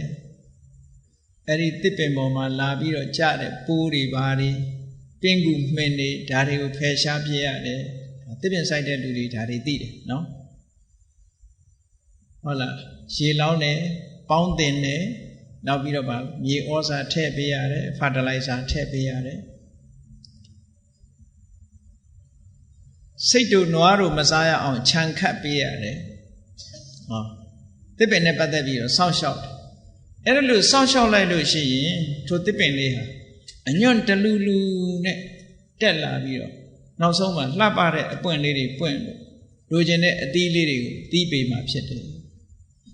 ဘုန်းကြီးတို့တွေရဲ့တဏ္ဍာမှာလည်းပဲအခုပြောခဲ့တဲ့ပရဒောဂောသနဲ့ယောနိသောမနတိကာရဆိုတဲ့အကြောင်းတရားလေးနှစ်ခုပေါ်မှာအခြေခံပြီးတော့သမ္မာဒိဋ္ဌိဆိုတဲ့အပင်ကလေးပြိုးမိထားပြီဝိပဿနာသမ္မာဒိဋ္ဌိပဲဖြစ်ဖြစ်နော်ကာမတက္ကတာသမ္မာဒိဋ္ဌိပဲဖြစ်ဖြစ်အဲ့ဒီအပင်ကလေးပြိုးမိထားတယ်ပြိုးမိထားတဲ့ဟောဒီအတိညာဏ်လို့ခေါ်တဲ့သမ္မာဒိဋ္ဌိပင်ပြိုလေးရှင်သန်နေအောင်ဘာတွေလုပ်ပေးသင့်တယ်လဲဆိုတာကိုလည်းမြတ်စွာဘုရားကဟောထားတာရှိတယ်အဲ့ဒီတုတ်ကိုအနုဂဟိတတုတ်လို့ခေါ်တယ်စာပေကိုစိတ်ဝင်စားလို့ရှိရင်တော့အင်္ဂုတ္တရနိကာယပိစကနိဗ္ဗတ်ဆိုတာကိုဖတ်ကြည့်လို့ရှိရင်တွေ့တယ်အနုဂဟိတတုတ်အနုဂဟိတဆိုတာအထောက်ကူပြုခြင်းကုညီထောက်ပံ့ပေးခြင်းဆိုတဲ့အဓိပ္ပာယ်ရတယ်အဲ့ဒီအနုဂဟိတတုတ်ကိုဖတ်ကြည့်မယ်ဆိုလို့ရှိရင်မိမိတို့ရင်ထဲမှာပြိုးမိထားတဲ့သမ္မာဒိဋ္ဌိဆိုတဲ့အပင်လေးကိုဘာနဲ့ထိမ့်သိမ်းဆောက်ရှောက်ပေးရမလဲသမ္မာဒိဋ္ဌိဆိုတဲ့အသိဉာဏ်လေးရှင်သန်ထွားကြိုင်းလောက်အောင်ဘာလုပ်ပေးရမလဲဆိုတာကိုမြတ်စွာဘုရားဟောထားတာရှိတယ်ဘာနဲ့အထောက်အကူပြုရမလဲနံပါတ်1ကသီလာနုဂဟိတကိုချင်းတရားနဲ့အထောက်အကူပြုပေးထားပါကိုချင်းတရားပြက်ပြီဆိုလို့ရှိရင်ဒီတမ္မာဒိဋ္ဌိဟာရှင်သန်နိုင်ခြင်းမရှိဘူးနော်ကိုချင်းတရားလို့ဆိုလို့ရှိရင်ကဲတစ်ပင်လေးတစ်ပင်တော့ပြိုးတော့ထားပါရဲ့ခြံစည်းကိုကာမထားဘူးဆိုလို့ရှိရင်အကောင်မလောင်တွေကဝင်ပြီးတော့မစားပြီဘူးလားဩခဏခဏအညွန့်ကျိုးရှင်သန်နိုင်စွာမရှိဘူးနော်အဲ့ဒါလိုပဲမိမိတဏ္ဍာမှာရှိတဲ့တမ္မာဒိဋ္ဌိဆိုတဲ့ဒီအသိဉာဏ်လေးရှင်သန်ဖို့အတွက်ကိုချင်းတရားဆိုတာလေးနဲ့ခြံခတ်ပေးဖို့လိုတယ်တဲ့ဒါပြောတာကိုချင်းတရားသီလာနုဂဟိတတမ္မာဒိဋ္ဌိတမ္မာဒိဋ္ဌိဆိုတဲ့အသိဉာဏ်လေးကိုချင်းတရားလေးနဲ့ပံ့ပိုးပေးပါတဲ့ထောက်ကူပြုပေးပါဒါကြောင့်မို့ကိုချင်းတရားခိုင်ခိုင်မာမာရှိရမယ်ဒီကိုချင်းတရားဆိုတော့ဘာတွေလဲလို့မေးစရာရှိတယ်မြတ်စွာဘုရားကလွယ်လွယ်လေးဟောထားတာကိုချင်းတရားဆိုတာမလုပ်ရတာကိုမလုပ်ဖို့နဲ့လုပ်ရမယ့်ဟာကိုလုပ်ဖို့ပါဒီနှစ်ခုပါစာလို့ပြောလို့ရှိရင်ဝါရိတ္တသီလတားမြစ်ထားလောကမှာလည်းပဲဥပဒေနိုင်ငံတော်အစိုးရတွေကချမှတ်ထားတဲ့ဥပဒေဆိုတာမလုပ်ရဘူးနဲ့လုပ်ရမှာနှစ်ခုပဲရှိတာပါဒီနှမျိုးပဲရှိတာမဟုတ်လားလောကလူတွေမှာကိုချင်းတရားဆိုတာလည်းမလုပ်ရမှာနဲ့လုပ်ရမှာဒီနှစ်ခုတည်းပဲရှိတယ်အကျဉ်းချုပ်လိုက်လို့ရှိရင်အေးမလုပ်ရဘူးလို့ပြောတာဝါရိတ္တသီလလုပ်ရမယ်လို့ပြောတာစာရိတ္တသီလကဲမလုပ်ရဘူးလို့ပြောတာအလုံးသိတဲ့အတိုင်းပဲဗန္နတိပါဒအရိဏဒါနဆိုတဲ့ဒီ၅ပါးသီလနဲ့ပတ်သက်တဲ့ပြစ်မှုတွေဒါတွေကိုမလုပ်ရဘူးလို့ပြောတာအဲ့ဒါတွေလုပ်လို့ရှိရင်တမ္မာဒိဋ္ဌိဟာရှင်သန်မှာမဟုတ်ဘူးတဲ့ဒါကြောင့်မို့တမ္မာဒိဋ္ဌိရှင်သန်ခြင်းမလုပ်ရမယ့်ဟာကိုရှောင်ဖို့လိုတယ်ဒါဖြင့်လုပ်ရမှာဟာဘာတွေလဲလုပ်တဲ့လုပ်ထိုက်တာကကြည့်လေစာရိတ္တသီလဆိုတာမိဘဆိုတာပြုစုလုပ်ကြွရတယ်ကုသိုလ်ကောင်းမှုတွေဆိုတာလုပ်ရတယ်စသဖြင့်လောကမှာလုပ်တဲ့လုပ်ထိုက်တာတွေကိုမြတ်စွာဘုရားညွှန်ထားတယ်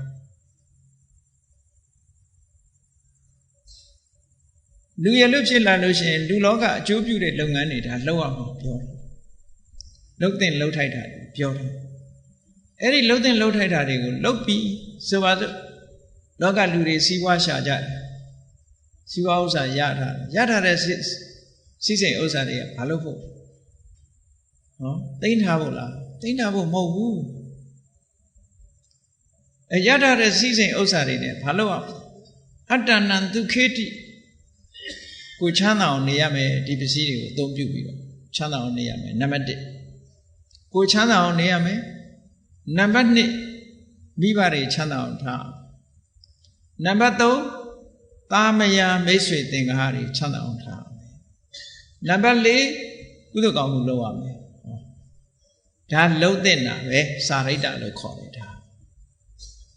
အဲ့ဒါလို့လုပ်ရမယ့်ဟာကိုလုပ်မလုပ်ရမယ့်ဟာကိုရှောင်အဲ့ဒါကိုပဲကိုချင်းတရားလို့ပြောတာပါတဲ့နော်အများပေါ်မှာမေတ္တာထားတာတို့မနာလိုမုန်းတိမှုစိတ်တွေမထားတာတို့ကိုယ့်ရဲ့နှိမ့်ကြတဲ့ပုဂ္ဂိုလ်ပေါ်မှာကရုဏာထားတာတို့ကိုယ့်ရဲ့သာသွားတဲ့ပုဂ္ဂိုလ်ပေါ်မှာမုရိတာပွားတာတို့ဒါလုပ်ရမယ့်ဟာတွေပဲမလုပ်ရမယ့်ဟာတွေလည်းမလုပ်ဖို့ပေါ့အဲ့ဒါလို့ကိုချင်းတရားနဲ့ထိမ့်သိမ့်ပြီးတော့ပံပိုးထားမယ်ဆိုလို့ရှိရင်ဒီတမ္မာဒိဋ္ဌိအသိဉာဏ်လေးဟာရှင်သန်လာမှာပါတဲ့ကဲဒါတွေနှုံတော့တာဆိုတော့မလုံလောက်သေးဘူးတမ္မာဒိဋ္ဌိရှင်သန်ဖို့အတွက်လှုပ်ရှားလေးတွေကြံသေးတယ်နောက်တစ်ခုကတုတ္တနုခိတာတုတ္တဆိုတာတရားနာရမယ်စာသင်ရမယ်သင်တာလဲနာတာပဲလေမထူးပါဘူးရှင်းတော့ကတုတ္တလို့ပဲသုံးလိုက်တယ်ခုခေတ်လည်းမြင်ဘူးလားတုတ္တဆွဲစုံကျမ်းလို့ဘာလို့ဒီလိုရေးကြတုတ္တဆိုတာနားထောင်ကြတာပဲလေလူတွေကဒါပဲနားထောင်တယ်ဆိုတဲ့နေရာမှာအပျော်ပါးအတွက်တခြင်းနားထောင်တာတစ်မျိုးဘောဓုတ္တစီးပူးတဲ့အနေနဲ့နားထောင်တာတစ်မျိုးဘောဓုတ္တဆိုတဲ့နေရာမှာနော်လောကီဘောဓုတ္တလောကုတ္တရာဘောဓုတ္တလို့ရှိတယ်ဒီနေရာမှာတုတ္တဆိုတာဘာကိုပြောတာဘုရားဟောထားတဲ့မှန်ကန်တဲ့ဘဝနေနည်းထိုင်နည်းအစပြီးတော့လက်ညွှန်ချက်လေးတွေတရားဓမ္မလေးတွေဒါတွေကိုမှတ်သားတယ်နာယူတယ်လေ့လာတယ်ဟောတာတုတ္တလို့ခေါ်အဲ့ဒီတုတ္တနဲ့ပံ့ပိုးပေးပါတဲ့ပံ့ပိုးပေးမှဟောဒီတမ္မာဒိဋ္ဌိဆိုတဲ့မိမိတဏ္ဍာမှာပြိုးမိထားတဲ့အသိဉာဏ်ဟာရှင်သန်လာမှာပါ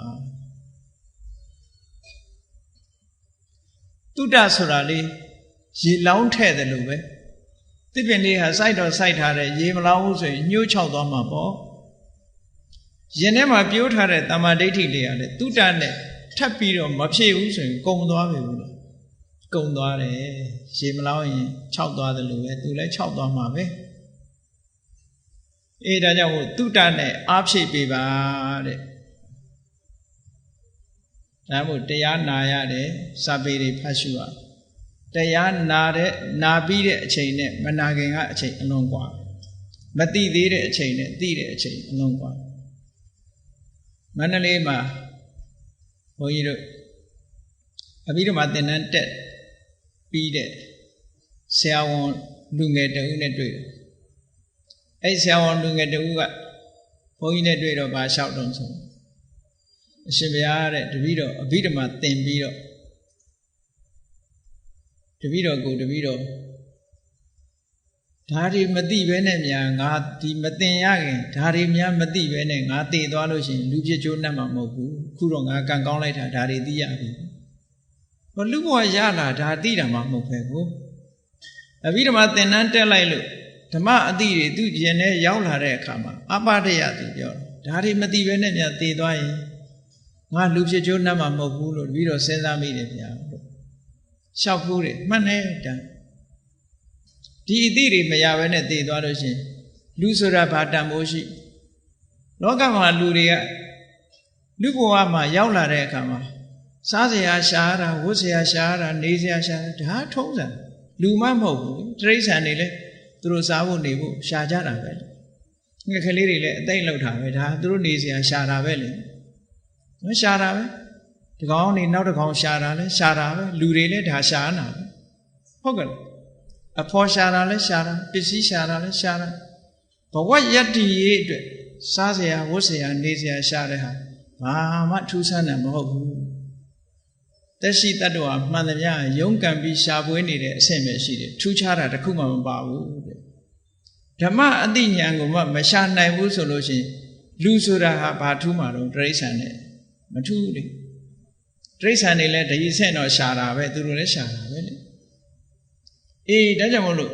လူဖြစ်လာတဲ့ဆိုရင်တို့တာမန်တဲ့မကရှာရမယ် အဲ့ဒါပြောတာတုတ္တဆိုကဲကောင်းပြီတုတ္တဆိုတာရေလောင်းပေးတာလေအလားတရာတူတယ်အေးရေလောင်းနေပြီမလို့တစ်ပင်မှာတစ်ခါကျတော့ပိုးကောင်လေးတွေဖမ်းယူဖို့ဆိုပြီးတော့မြင်မှုကြလိုက်မယ်ပင်ကူအိမ်နေလာလှုပ်တတ်တယ်လေပင်ကူတွေကနေလာပြီးတော့အိမ်နေဖွဲ့တတ်တယ်အပင်လေးတွေအကိုင်းလေးတွေရစ်ပတ်ထားတယ်သူကကျိုးနဲ့တုတ်ထားသလိုပဲအပင်လေးတွေအညွန့်လေးတွေလာပြီးတော့တုတ်တယ်အဲ့ဒီဟာလေးတွေလည်းဖယ်ရှားပစ်ဖို့လိုသေးတယ်အနှုတ်ဖို့ဆိုရင်တစ်ပင်လေးဟာထွားထွားကြိုင်ကြိုင်ရှင်းရှင်းတန်တန်ဖြစ်မှာမဟုတ်ဘူးအဲ့ဒီလာပြီးတော့ပိုးမြင်နေလာတန်းသွားတာကိုဖယ်ရှားပစ်ဖို့လိုတယ်ထို့တူပဲလူတွေဟာတုတ္တဆိုတာရှိပေမဲ့လို့ပိုးမြင်တန်းတယ်လို့ပဲတစ်ခါကျတော့မရှင်းလင်းတဲ့အချက်တွေအများကြီးရှိတယ်မို့လားအေးတရားတော်နာတယ်ဒီတရားတွေကမရှင်းလင်းတဲ့အချက်တွေမသိကြတဲ့အချက်တွေဇဝေဇဝါဖြစ်နေတဲ့အချက်တွေအဲ့ဒါတွေအတွက်လည်းလုပ်ပြီးဖို့လိုသေးတယ်တဲ့အဲ့ဒါကကြတော့တာကိစ္ဆာနုဂဟိတာတမ္မာဒိဋ္ဌိမြတ်စွာဘုရားကတရားဟောတာအလွန်တောင်းစီတယ်ပြောစရာမရှိဘူးအေးတုတ္တပြီးလို့ရှိရင်တာကိစ္ဆာဆိုတာဆွေးနွေးတာမေးမြန်းတာဘယ်ဟာလေးဖြင့်မရှင်းလို့ဘယ်ဟာလေးဖြင့်ရှင်းအောင်ဆွေးနွေးခြင်းလေ့လာခြင်းမေးမြန်းခြင်းဖြင့်မရှင်းတဲ့အချက်တွေရှင်းတယ်တန်တရားဖြစ်နေတဲ့အချက်တွေတန်တရားကင်းသွားတယ်အဲ့ဒါဘာနဲ့တူလို့ဆိုပိုးမြင်လေးတွေဖယ်ရှားပြတာနဲ့တူပါတယ်တမ္မာဒိဋ္ဌိဆိုတဲ့ပြိုးပင်လေးပေါ်မှာလာပြီးတော့ရစ်နှောင်ထားတဲ့မရှင်းလင်းတဲ့တန်တရားတွေဖယ်ရှားပြလိုက်တယ်တာကိစ္ဆာနဲ့ဖယ်ရှားပြရမယ်ဒါပြောတယ်ဆွေးနွေးတယ်သို့တော့ဒီတာကိစ္ဆာဆိုတာကိုအလွဲသုံးစားလောက်တတ်တာလည်းရှိသေးတယ်ဗမာပြည်မှာတရားဆွေးနွေးပွဲဆိုပြီးတော့ရံဖြစ်ကြတာလေထပြီးတော့ရံဖြစ်ကြတယ်အဲ့ဒါကြတော့တရားဆွေးနွေးတာမဟုတ်မတရားဆွေးနွေးနေတာသူတို့ကအဲ့ဒီတချို့ကတရားဆွေးနွေးတယ်ဆိုကြတဲ့သူကငါသိတယ်ငါတတ်တယ်ငါတော်တယ်ဆိုတာကိုပြခြင်းလို့လုပ်တာဆိုရင်အဲ့ဒီကလေးကမှားနေပြီရည်ရွယ်ချက်ကနော်အညာမှာအလူမတ်တက်တွေပါလေရှိရင်အဖိုးကြီးတွေစကားဝိုင်းသွားငယ်ငယ်တုန်းကတွေ့ဦးတယ်ညင်းညခုံညအလူရှင်ကနေမတ်တက်ထဲမှာလူလေးစီအောင်လို့ဆိုပြီးတော့အဖိုးကြီးတွေကိုလက်ဖက်ရည်ဝိုင်းလေးချပေးထားရှင်နွေးချမ်းလေးတကရာချပေးထားလက်ဖက်တုံနဲ့ချင်းတုံနဲ့အဲ့ဒါလေးစားပြီးအဖိုးကြီးတွေစကားညင်းညတယ်လေတရားညင်းညတယ်ပါညင်းတယ်ကြမ်းကြမ်းဖန်ဖန်ညင်းတယ်လက်ဖက်ပကံဒါရုပ်လားနံလားဆိုလက်ဖေးပကံစောင့်ချပြီးတော့ရုပ်လားနံလားစောင့်ချမှတော့လက်ဖေးပကံကွဲသွားတယ်ပေါ့အဲ့ဒါလို့လက်ဖေးပကံကွဲအောင်ညင်းကြတာတွေလည်းရှိသေးတယ်မှအကျိုးမရှိပဲနဲ့လေဒီဆရာတော်ကြီးကတတိပေးတယ်လေတပိုင်းကြောင့်ကြက်စာရယုံနဲ့ခက်ပါလသဘောညင်တက်မာနအပြောတန်နဲ့ဒေါသမန်ထူပွားဆိုစာလေးကိုနာတကြောင်ဒီနာတကြောင်ကြက်ပြီးတော့ဒါလေးကိုအဟုတ်ထင်ပြီးတော့ညင်းနေကြတယ်တကယ်တတ်ပြီဆိုရင်ညင်းစရာတခုမှမရှိတော့မတတ်တဲ့လူကညင်းတာမြတ်စွာဘုရားကဟောထားတာနော်ဇနာဧကင်္ဂဓာတိနောတဲ့အကုန်မြင်းနေလို့ရှိရင်ညင်းစရာတခုမှမရှိဘူးတဲ့တချမ်းမြင်တဲ့လူတွေညင်းနေကြတယ်ကြည့်လေဆင်ကိုတစ်မျိုးစီပြထားတဲ့မျက်ကန်းတွေမျက်မမြင်သူကန်းတွေဟာဆင်ကိုညင်းနေကြတာလေသူတို့ဆင်တကောင်လုံးမြင်မှုတာမဟုတ်ဘူးတချို့ကောင်ကအမြည်ကင်ပြီးတော့ဒါဆင်လို့ပြောတာတချို့ကအစွဲကင်ပြီးတော့ဆင်လို့ပြောတချမ်းပဲမြင်တာသူတို့အဲ့ဒီတချမ်းမြင်နေညင်းကြတာပဲမှားတော့ညင်းပြီဆိုရင်တချမ်းမြင်လို့သာမှတ်ပြီးတော့အပြည့်စုံညင်တဲ့လူကညင်းစရာကိုမရှိဘူးနော်ဘုန်းကြီးတို့တခါတော့ကဖတ်စာအုပ်ထဲကလေးပြောဥပါတယ်နော်ဖတ်စာအုပ်ထဲကမှတ်သားစရာလေးတွေThere are two sides in every question ဆိုတဲ့ခေါင်းစည်းလေးနဲ့ရေးထားတာအမှန်တန်စိတ်ဝင်စားစရာကောင်း Every question ပြဿနာတိုင်းမှာအမြင်နှမျိုးရှိပါတယ်ဆို There are two sides in every question ဆိုလူနှစ်ယောက်တောင်ကုန်းလေးပေါ်တက်လာကြအပေါ်မှာချိတ်ထားတဲ့ချင်းသေးရုပ်ကလေးကိုကြည့်ပြီနော်တယောက်ကရွှေချင်းသေးတယောက်ကငွေချင်းသေးရွှေနဲ့ငွေနဲ့ညင်းညပြီးတော့ရံဖြစ်ကြတယ်နောက်ကြတော့ဟိုဘက်ကလူဒီဘက်ကြည်စမ်းမှဒီဘက်ကလူဟိုဘက်ကြည်စမ်းမှဆိုတော့ရွှေတစ်ချမ်းငွေတစ်ချမ်းလုံးထားတာကို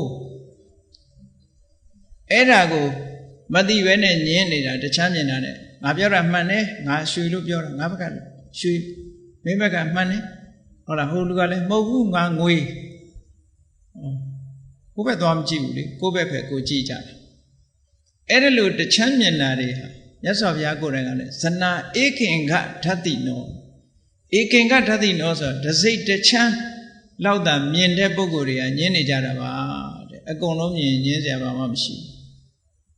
Todan the Kumas, yes of Yaga, they chahotare.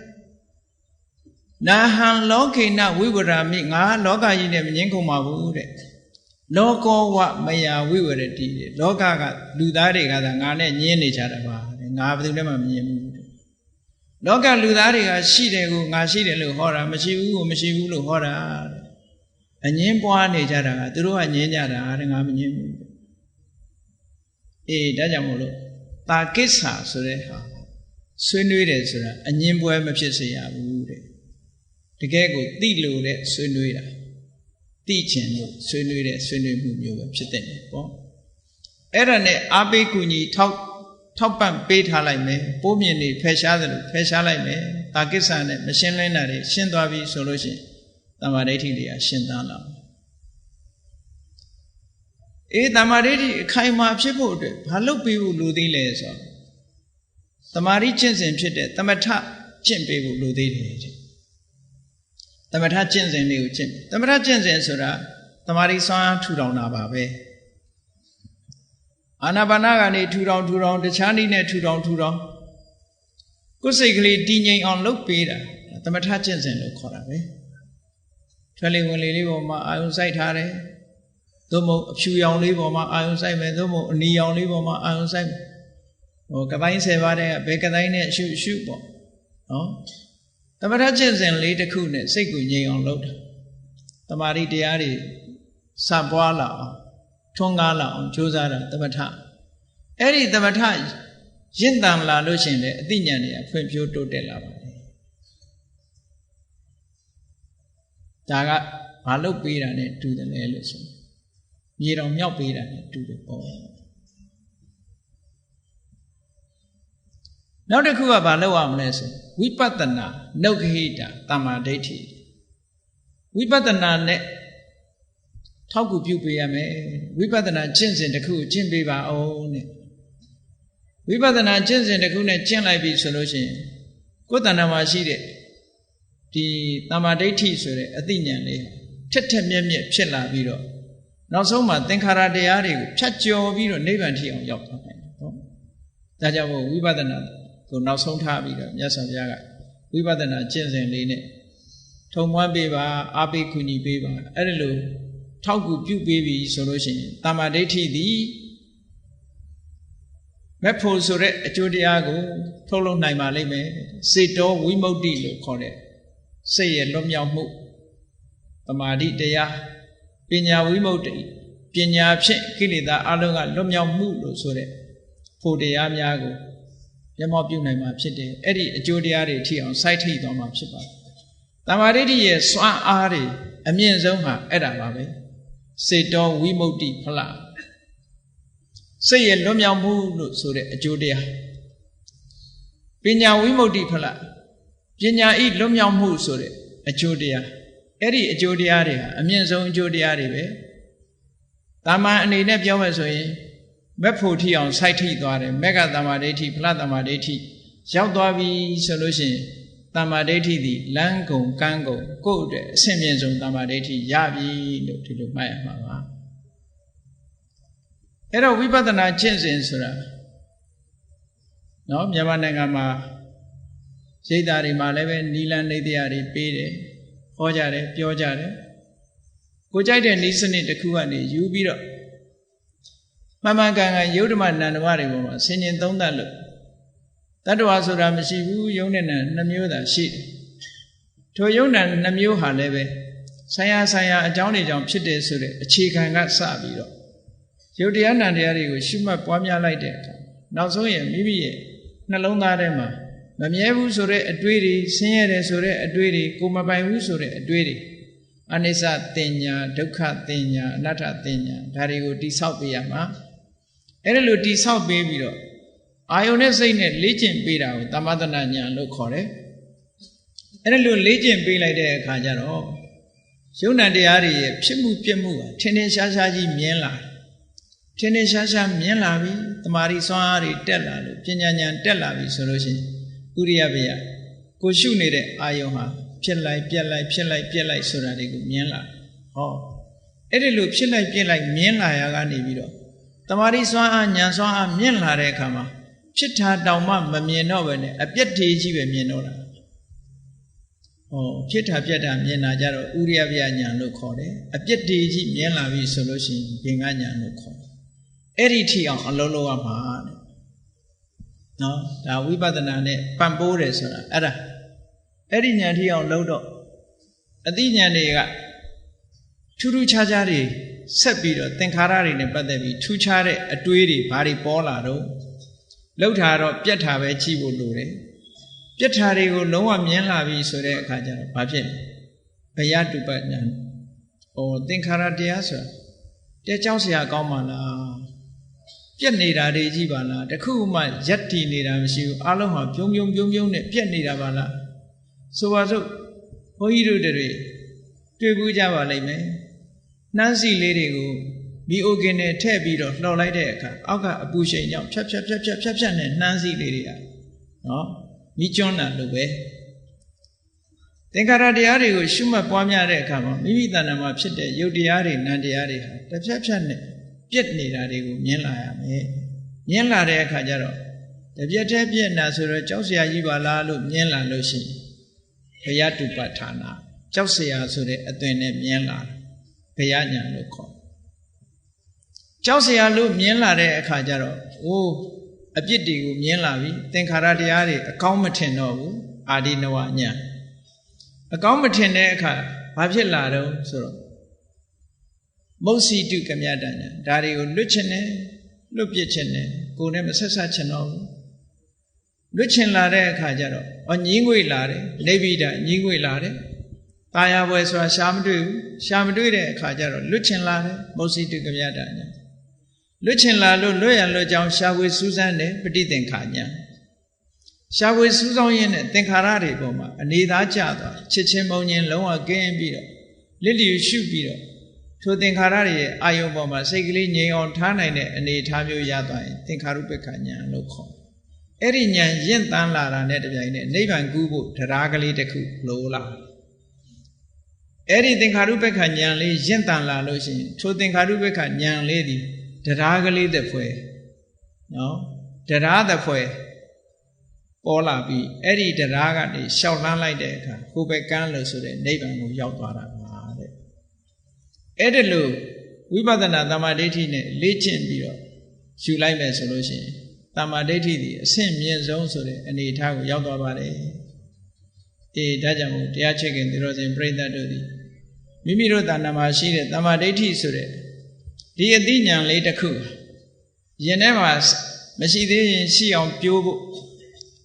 ရှိပြိုးပြီးပြီဆိုလို့ရှိရင်အခုပြောခဲ့တဲ့ကိုချင်းသီလနဲ့အကူအညီပေးရမယ်ထောက်ပံ့ပေးရမယ်သုဒ္ဓဆိုတဲ့တရားနာခြင်းတရားစာဖတ်ရှုခြင်းလေ့လာခြင်းဖြင့်ထောက်ကူပြုပေးရမယ်တာကိစ္စမသိတာမရှင်းတာတွေမေးမြန်းပြောဆိုခြင်းဖြင့်ထောက်ကူပြုပေးရမယ်သမထကျင့်စဉ်တစ်ခုဖြင့်တမာတိစွမ်းအားတွေမြင့်လာကျင့်ပြီးတော့ထောက်ကူပြုပေးရမယ်ဘာဖြစ်လို့တမာဟိတတဉာဏ်တမာရိရှိမှဉာဏ်ဆိုတာဖြစ်တာနောက်ဝိပဿနာရှင်းကြီးမြင်တဲ့သင်္ခါရတရားတွေရဲ့မမြဲတဲ့သဘောဆင်းရဲတဲ့သဘောကိုမပိုင်တဲ့သဘောတွေကိုရှင်းမြင်လာတဲ့ဝိပဿနာဉာဏ်ဖြင့်အထောက်ကူပြုပေးလိုက်မယ်ဆိုလို့ရှိရင်ဟောဒီတမ္မာဒိဋ္ဌိသည်အဆင့်မြင့်ဆုံးတမ္မာဒိဋ္ဌိကနေဟိုဘက်ကန်းလို့ဆိုတဲ့မက်ဖို့နိဗ္ဗာန်ကိုရရှိမှာဖြစ်ပါတယ်အမြင့်ဆုံးအကျိုးတရားကတော့အဲ့ဒါပါပဲတဲ့ဒါကြောင့်မို့တရားချက်ခင်သူတော်စင်ပြိဿတ်တို့ဒီကနေ့အများပြောနေကြတဲ့တမ္မာဒိဋ္ဌိဆိုတာနဲ့ပတ်သက်ပြီးတော့ထိုသုတ်တန်တွေကထုတ်ပြန်ပြီးတော့လေ့လာသုံးသပ်တဲ့အဲ့ဒီလေ့လာသုံးသပ်ချက်ကိုမှတ်သားပြီးတော့မိမိတဏ္ဍာမှာရှိတဲ့တမ္မာဒိဋ္ဌိတရားကိုရင့်တန်လာအောင်သီလသုဒ္ဓတာကိစ္စသမထဝိပဿနာကျင့်စဉ်များဖြင့်ပံ့ပိုးဖို့တတိမမေ့ပဲနဲ့ကြိုးစားအားထုတ်နိုင်ကြပါစေကုန်သတည်း